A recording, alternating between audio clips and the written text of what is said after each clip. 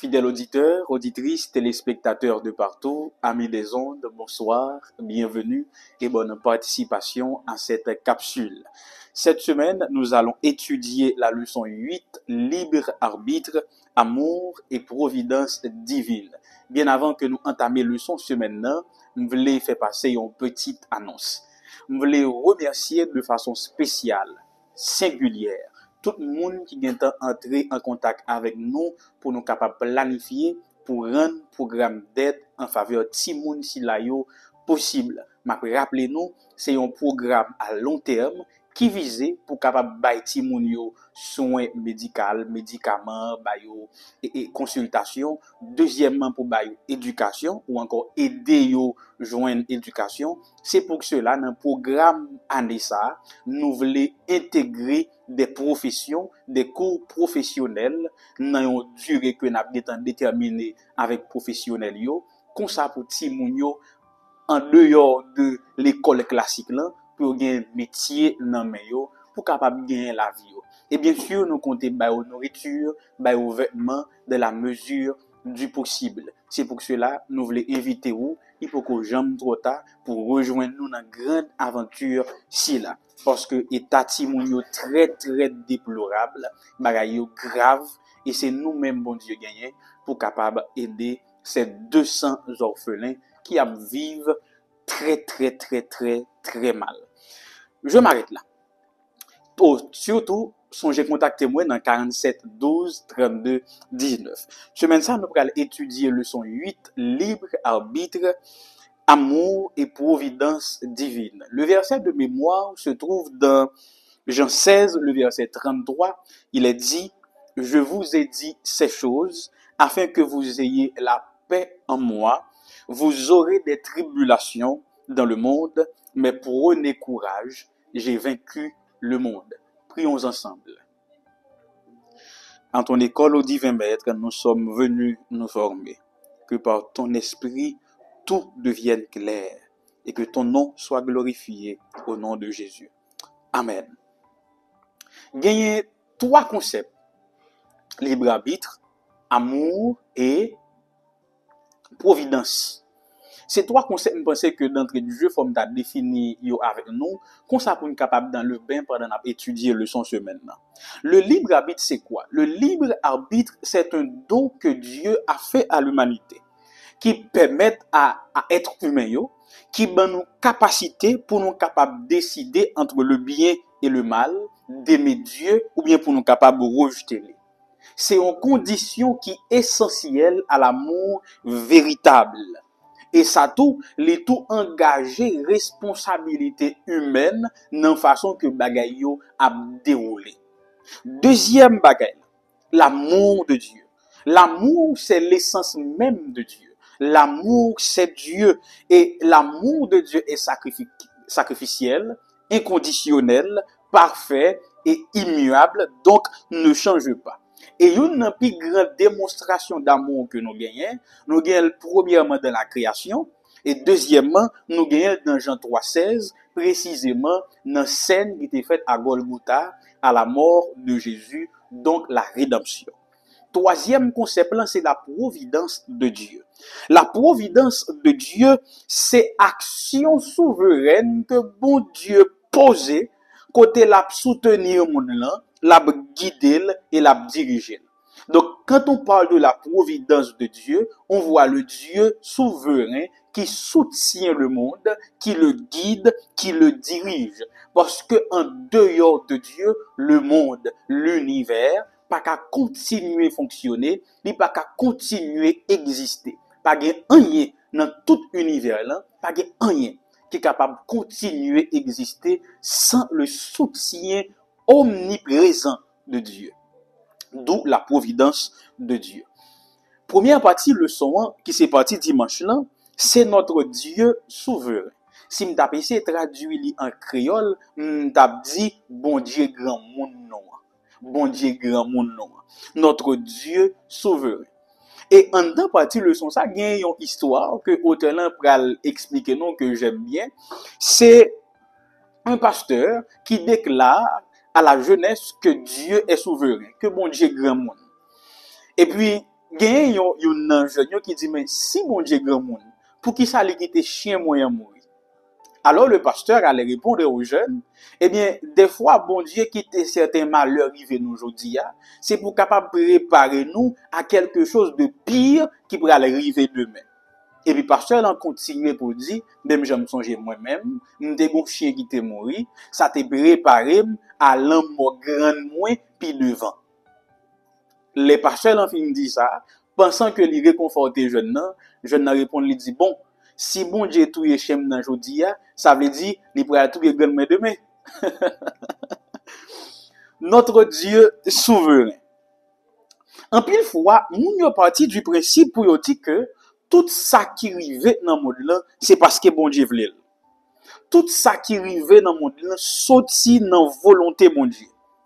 Après tout, Dieu est tout puissant. Comment yon bagay t'a fait rive si bon Dieu pas vle? Ou encore, est-ce que tout ça qui rive effectivement, bon ou mauvais, tout ça yo net, c'est volonté bon Dieu yo? Et nous allons répondre à ces interrogations dans cette partie de la leçon. Avant tout, faut me dire que ce sujet ça, il y a deux théologies principales qui opposent ou encore qui ont des idées divergentes. Première théologie, il y a le déterminisme théologique ou encore le fatalisme divin.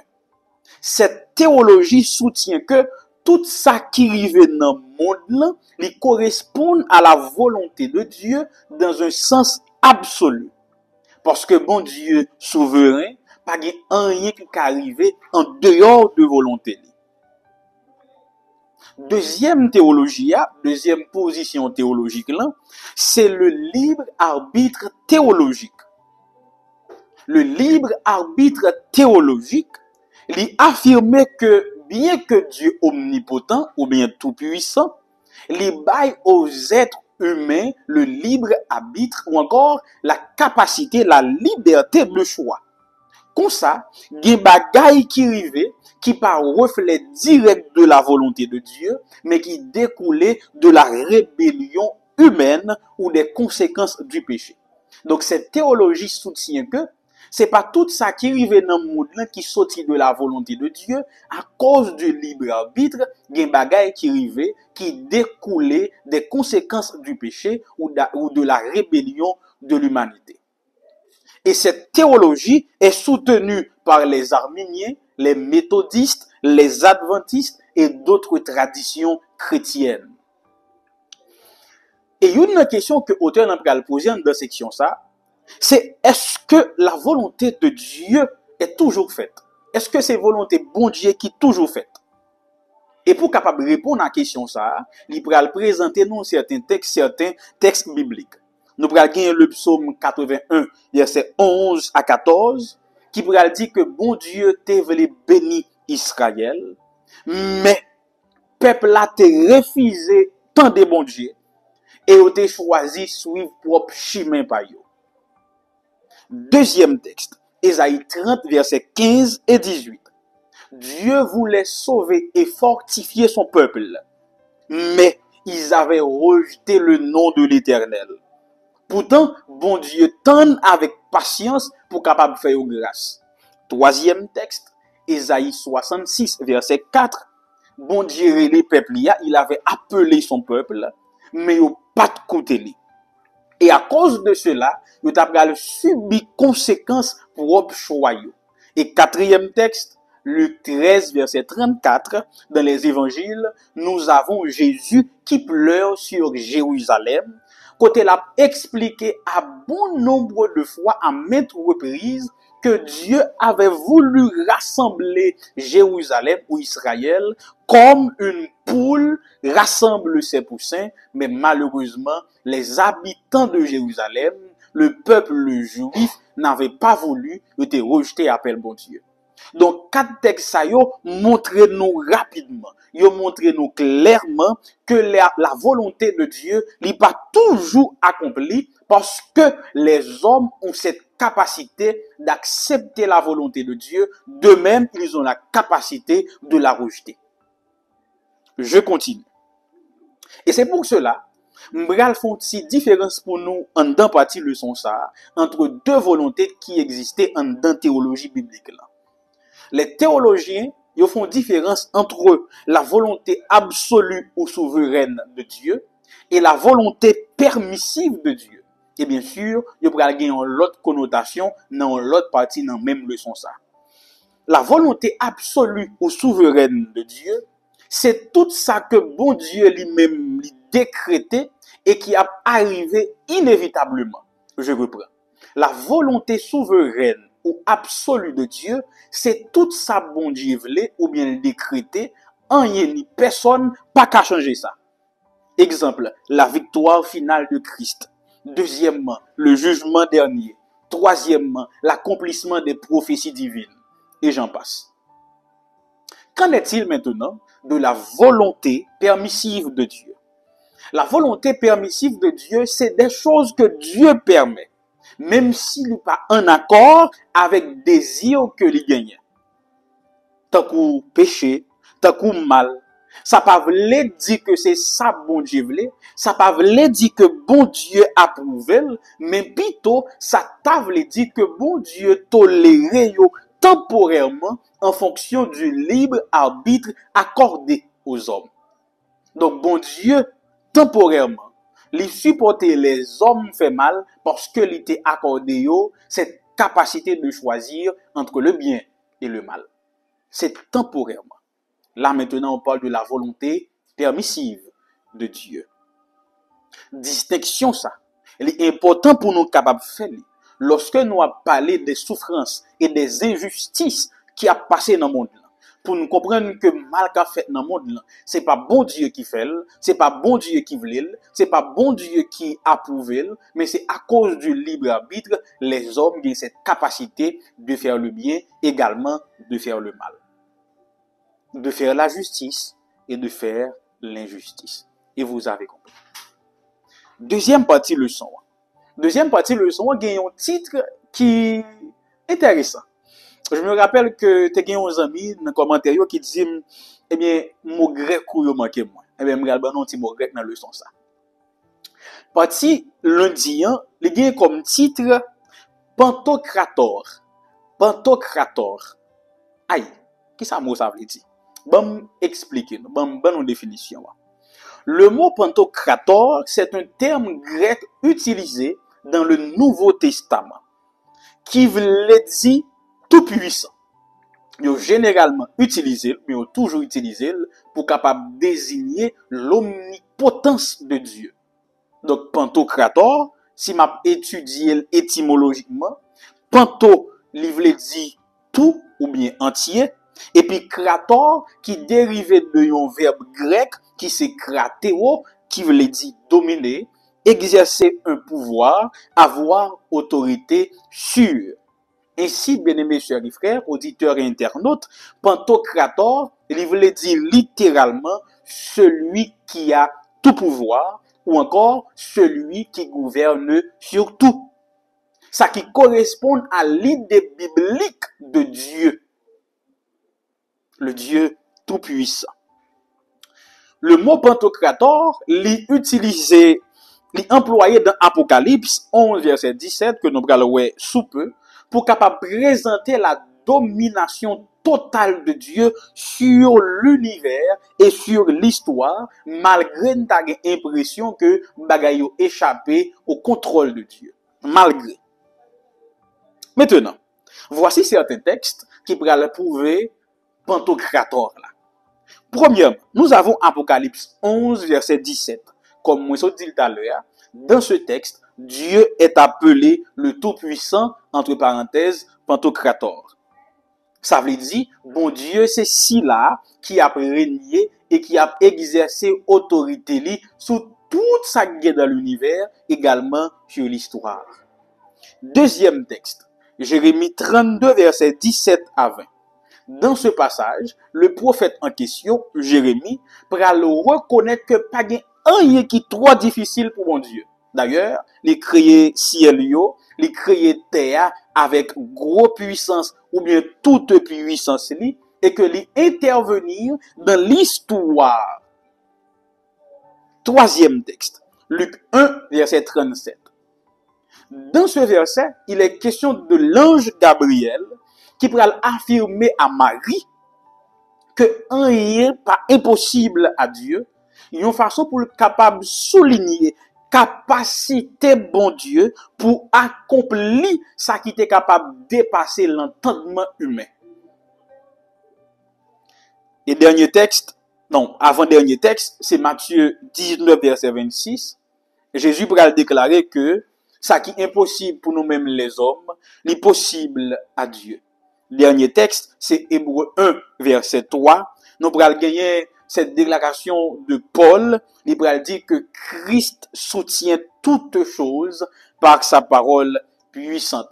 Que non seulement il est le Créateur, mais également dans sa providence, il est celui qui soutient ou encore qui maintient l'univers en existence par son autorité divine. Troisième partie leçon, c'est partie Mandia. Aimer Dieu. C'est une partie qui est assez simple et je vais le présenter, nous résumer pour nous capable de comprendre. Il y a deux textes que l'auteur va proposer, qui pourraient aller dans le même sens ou encore qui pourraient présenter l'idée mère qui dégageait en dans partie leçon ci là. Matthieu 22, verset 37 et Deutéronome 6, verset 4 et 5. On nous écoute ensemble. Dans Matthieu 22, verset 37, Jésus pourrait citer le plus grand des commandements. Tu aimeras le Seigneur, ton Dieu, de tout ton cœur, de toute ton âme, de toute ta pensée, etc. Dans Deutéronome 6, verset 4 et 5, ce que nous appelons le chemin Israël, dans le chemin Israël, bon Dieu pourra demander Israël pour capable reméner avec toute Kelly, toute namni, toute pensée, un peu de mots pour que soient capable de reméner bon Dieu pleinement, mais surtout volontairement. Mais surtout volontairement. Ces deux versets, ils vont impliquer que l'amour bon Dieu voulait nous exprimer envers lui-même, il doit y avoir l'amour qui sortit de une réponse qui est libre, sans contrainte. Ben, moi, prendre samedi. Bon Dieu invitait nous remettre. Mais l'amour, ça, il doit y avoir une réponse qui est libre.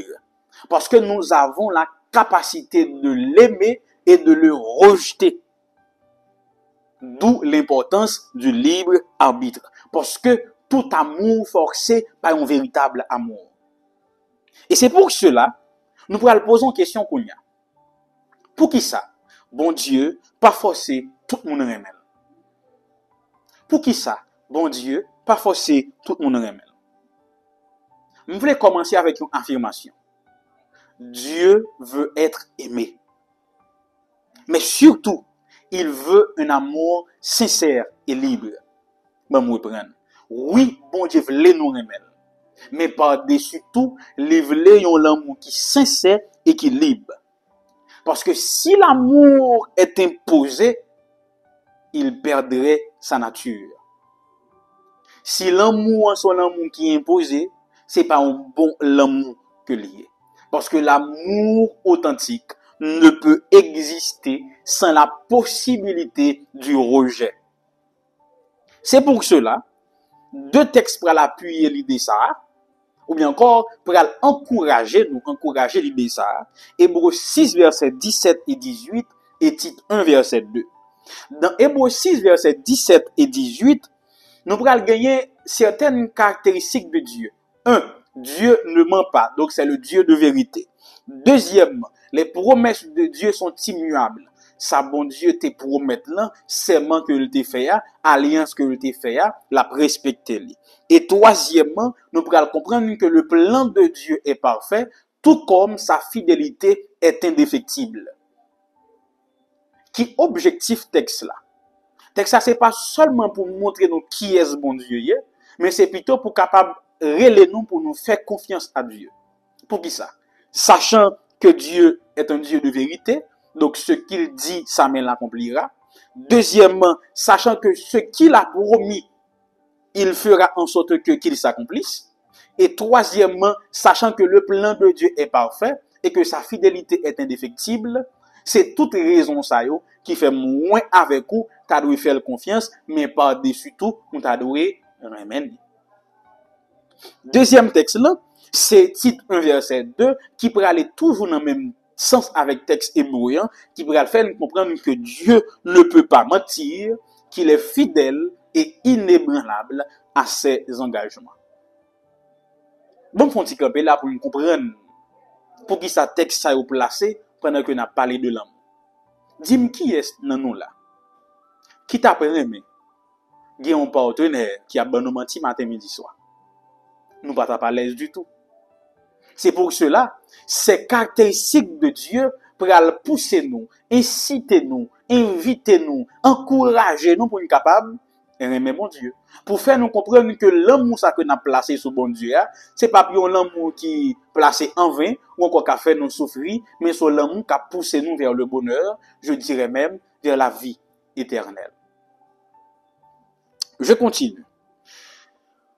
Alors que ces textes présentent la fiabilité de Dieu, également sa fidélité, partie mercredi pral montrer un autre aspect. Il pral gagner comme titre l'idéal de Dieu et la volonté corrective. L'idéal de Dieu et la volonté corrective.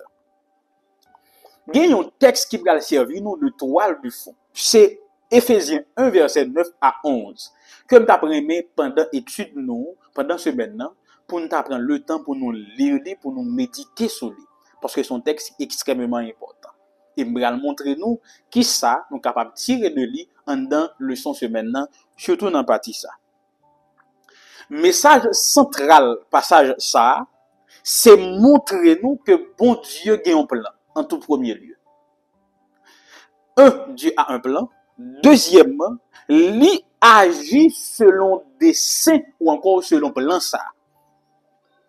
Mais bon concept qui pourrait apparaître, qui pourrait poser problème, la caille certains lecteurs critiquent cette question de prédestination.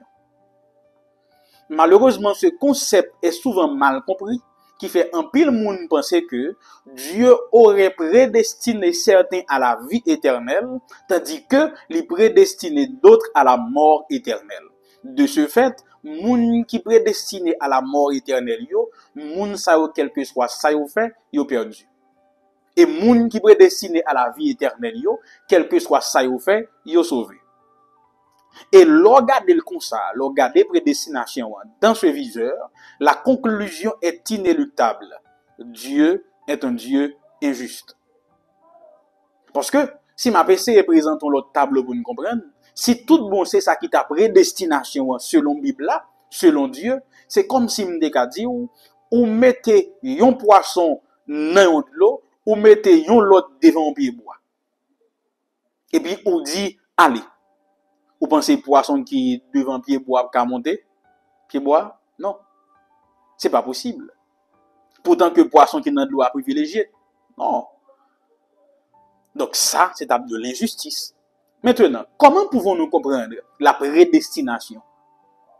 C'est quoi la prédestination selon ce texte? On nous analyser qui ça qui est prédestination. En tout premier lieu, le mot prédestination, c'est proorizo dans le grec. Proorizo. Ce mot veut dire déterminer à l'avance. Déterminer à l'avance. Mais l'usage biblique de ce terme implique une finalité préparée, mais pas une contrainte absolue. Le mot proorizo, dans son usage biblique, il veut dire finalité préparée et il n'a pas aucune idée de contrainte absolue. Bon, mais c'est expliqué nous pour nous comprendre. Dans Éphésiens 1, verset 5 et au verset 11, la prédestination lui concernait ceux qui sont en Christos. Ça veut dire ceux qui sont en Christ. Ça qui rapidement veut dire en peu de mots.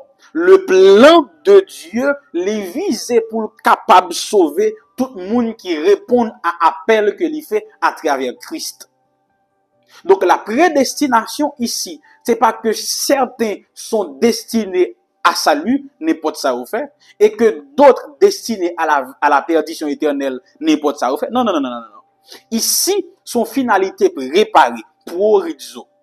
Ça veut dire que bon Dieu bah une possibilité, une accessibilité pour que nous tous nous capables de parvenir à la vie éternelle, mais cette possibilité existe uniquement, exclusivement à travers Christ. Ça qui rapidement fait nous tourner avec cette notion de libre arbitre. Donc, pour nous capable de répondre à la question, est-ce que bon Dieu prédestine certains à la vie et d'autres à la mort? La réponse est catégorique non. Parce que dans la Bible, la prédestination les concernait le plan du salut en Christ. C'est pas une sélection arbitraire des individus. C'est pas que bon Dieu choisit certains pour la vie et d'autres pour la mort.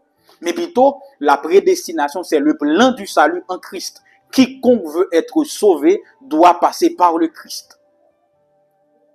Ah. Et ça rappelait nous encore la parabole des noces. Nous invités, mais nous-mêmes, nous devons répondre à l'appel. Il y a beaucoup d'appelés, mais peu d'élus. L'élection dépend de la réponse que nous aurons à donner, que nous donnerons, que nous donnons à l'appel de Dieu. Ainsi, je reviens avec le texte de 1 Timothée 2, verset 4, qui soutient que Dieu veut que tous les hommes, Dieu veut que tous les hommes soient sauvés. Mais bon Dieu, dans l'amour, il laisse aux humains la liberté d'accepter le salut, tout de même la liberté de rejeter le salut. Ah, nous comprenons. Donc, Éphésiens 1, verset 11, lorsque il a parlé de prédestination, il parlait d'un plan collectif et non d'une sélection individuelle. Et comme Sim a dit, nous tous nous prédestinés à salut. Mais pour nous, c'est comment on peut répondre à cet appel pour nous capable d'entrer dans le salut, pour nous capable de joindre, bénéficier la vie éternelle. Mais il faut me dire tout, petite partie ça, partie mercredi, il entrer encore dans une question théologique. Parce que il y a deux volontés, je parler de la volonté absolue ou souveraine, la volonté permissive de Dieu. Mais il faut me dire autour, ou capable de dire volonté idéale de Dieu et volonté corrective de Dieu. La volonté idéale de Dieu, c'est ce que Dieu désire pour l'humanité. Le salut, l'amour, la justice. Par exemple, Éphésiens 1, verset 9, montrait que la volonté idéale de Dieu, c'est où tout le monde est réuni dans la Kaili, fait un seul. Tout le monde. Ça, c'est la volonté idéale de Dieu. Mais la volonté corrective de Dieu, c'est ce que Dieu permet à cause du péché et du libre arbitre. Exemple, bon Dieu permet de souffrance avec mal-arrivé dans le but ultime d'amener les hommes au salut. Ainsi, si nous devons kembe yon bagay nan cause prédestination, Éphésiens 1, verset 9 à 11, et volonté bon Dieu, Dieu veut idéalement que tous les hommes soient sauvés, tout le monde, et bon Dieu agit en conséquence. Deuxièmement, il n'est pas forcé personne. C'est pour cela, il y a des gens qui sont capables de croire en Christ et bénéficier de salut. Même bientôt, il y a des gens qui sont capables de pas croire en lui et puis choisir faire chemin opposé. Et dernière partie, le sermon qui s'est parti jeudi, Christ a vaincu le monde. Et là maintenant, nous revenons au texte à mémoriser, au verset à mémoriser. Ce passage est important, surtout dans les moments de trouble comme aujourd'hui, comme les temps qui viennent. Parce que le texte de Jean 16, 33, c'est une espérance au milieu des tribulations, pas du chaos. Je vous ai dit ces choses afin que vous ayez la paix en moi. Vous aurez des tribulations dans le monde, mais prenez courage, j'ai vaincu le monde. Je vais laisser décortiquer passage lentical partical pour nous capables boucler l'émission après-midi. Nous allons séparer en 4 morceaux, mais espérons nous tout à besoin. En entendant mes amis. Nous avons besoin pour moi. Premier bagage, c'est la paix en Christ. Le texte présente la paix en Christ. Jésus, dans ce texte, ne promet pas l'absence de souffrance. Mais plutôt, Jésus promet une paix intérieure. Cette paix découle ou dépend non des circonstances extérieures, mais de notre relation avec lui. Cette paix ne vient pas du monde, mais cette paix vient de notre relation avec Jésus. Je reprends. Premier bagage que le texte l'a présenté, c'est la paix en Christ. Jésus reconnaît qu'il y a bien souffrance, que dehors bagage a chamboulé, mais il est possible d'avoir la paix. Cette paix dépend de notre relation avec Jésus. D'où la nécessité d'avoir les yeux toujours rivés et fixés sur Jésus, même dans les moments de souffrance ou de trouble ou de tribulation. Deuxième chose, deuxième réalité présente dans ce texte, c'est que les tribulations sont inévitables. Dans ce texte, Jésus est réaliste. Dans un monde qui est marqué par le péché, épreuve yo inéluctable. Il est impossible pour un monde pas rencontrer épreuve. D'ailleurs, on lit quelque part que il est possible pour un monde traverser l'océan sans pied ou pas mouillé, mais il est impossible pour un monde traverser la vie ça sans jet ou pas mouillé. Ça veut dire, quel que soit côté ou quel que soit moun ou quelle que soit situation ou pour rencontrer épreuve quand même. Donc c'est pour ça Jésus réalise, il fait nous comprendre que les tribulations sont inévitables à cause du péché. Troisième chose, c'est l'appel de Jésus, un appel à la foi. Il nous dit, prenez courage. Jésus exhorte nous pour nous pas décourager, même lorsque nous avons tribulation, même lorsque bagay yo même lorsque nous avons bois calé. Il invite moi-même avec vous pour nous capables de prendre courage.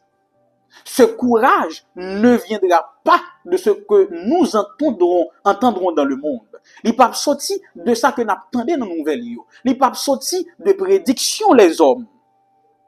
Mais ce courage, il découle de la certitude que Dieu est et sera toujours avec nous, quels que soient les moments difficiles. Bon, me reprendre. Troisième bagage Jésus fait, c'est un appel à la foi. Il encourage nous. Prenez courage. Ce courage, il découle de la certitude que nous pouvons avoir que Dieu est et sera toujours avec nous, quels que soient les moments difficiles. Et quatrième chose, c'est cette déclaration de Jésus qui nous rassure de la victoire. Il va dire, j'ai vaincu le monde. Est-ce que nous remarquons que dans le moment où Jésus a fait déclaration ça, il n'était pas encore mort.